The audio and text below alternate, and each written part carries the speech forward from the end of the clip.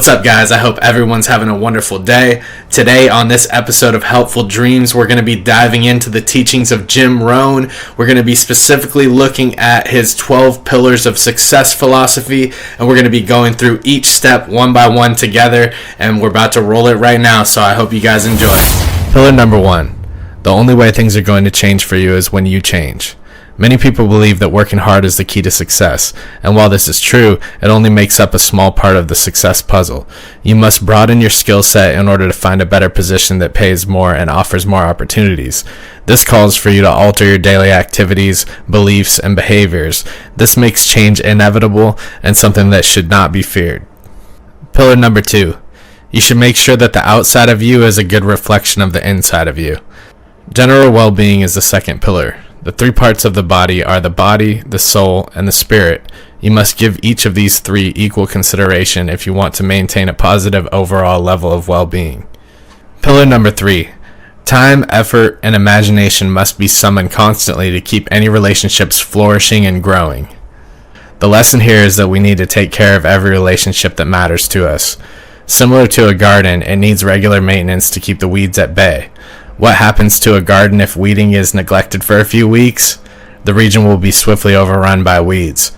There is no difference in how we engage with our loved ones, friends, and co-workers. Maintaining a garden is much easier than beginning from scratch each time. Pillar 4. The major reason for setting a goal is for what it makes of you to accomplish it. Choosing a destination and developing a plan to get there are both components of goal setting. By establishing goals that put you and require you to think and behave differently, you may shape the future you want. Do not wait for others to set your goals for you. It is up to you to decide your destination and enjoy the journey. Pillar number 5. Every day has many opportunities, but only one best opportunity. Each and every one of us must experience either the agony of regret or the anguish of discipline. While sorrow weighs several tons, discipline only weighs a few ounces. The opportunities that best align with your long-term goals should be your daily emphasis. Make the most of the time rather than just passing it. Instead of focusing on the urgent, spend your time on what is important. We must create the structure of our existence. Pillar number 6. Don't join an easy crowd. You won't grow. Go where the expectations and the demands to perform are high. Ask yourself these questions. Who am I around? What effect are they having on me? What have they got me reading? What have they got me saying? Where do they have me going? What do they have me thinking? And most importantly, what do they have me becoming? Then ask yourself the final question, is that okay? Successful people look for relationships with other successful people who will push them, challenge them, and encourage them to become better. To attract attractive people, you must be attractive, not physically, but mentally and who you are. Your attitude is greatly influenced by the people who you associate with. Pillar number 7. Formal education will make you a living. Self-education will make you a fortune. By doing it yourself, you educate yourself. What you learn along the way is what will keep you growing and changing. The majority of people don't focus on ongoing learning, thus it can help you stand out from the crowd. The key to wealth is education. With education comes health. Learning is the basis for spirituality. All magical processes begin with research and education. Life is mostly lived after receiving a formal education. You are in charge of the final steps. Therefore, you are required to read the novels and seek out the right information. Books have been and will continue to be the best learning tools available to people today. Pillar number 8. One key to having influence with others is to have others perceive you as a person of talent and virtue. All of life is sales. Sales is really just the application of having influence, and that is a skill that we must all possess in life to get the things we want and desire. Talent and virtue are the foundation of success and influence.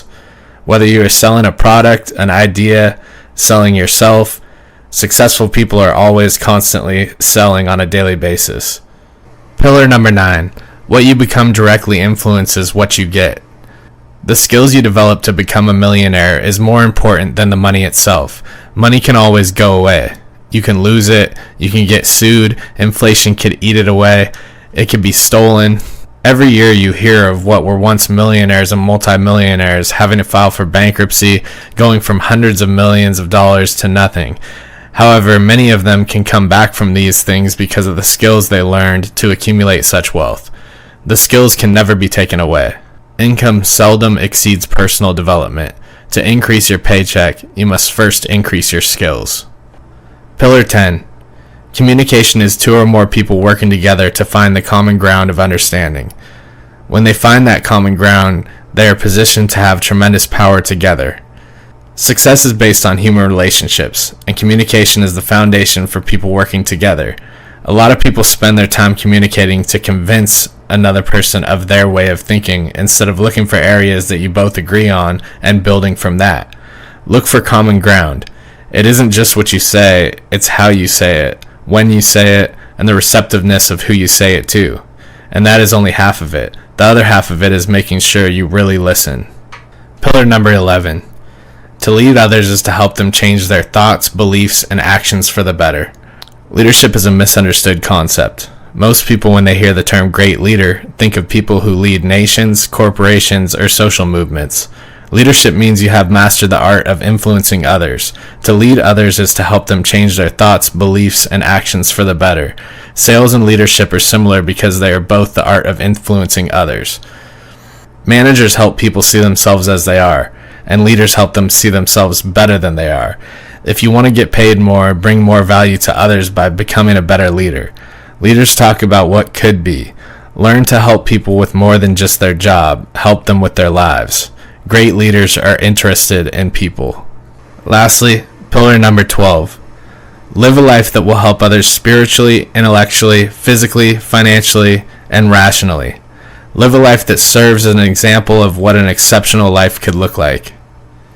You cannot choose how long you will live, but you can choose how well you live. You can also help others along the way, and when you help others, that is when you will build a legacy. Helping others and giving to others is what life is really about, and when you are dead and gone, it's better to be remembered for what you did for others than what you did for yourself. Alright guys, I hope you enjoyed that simplified and shortened version of the 12 Pillars of Success from Jim Rohn. We're working to simplify all of these teachings down so they're easy to digest and easy to implement in your life. And if that's something that you're into, then go ahead and subscribe. I appreciate everybody for coming by the channel, and I'll see you guys on the next episode.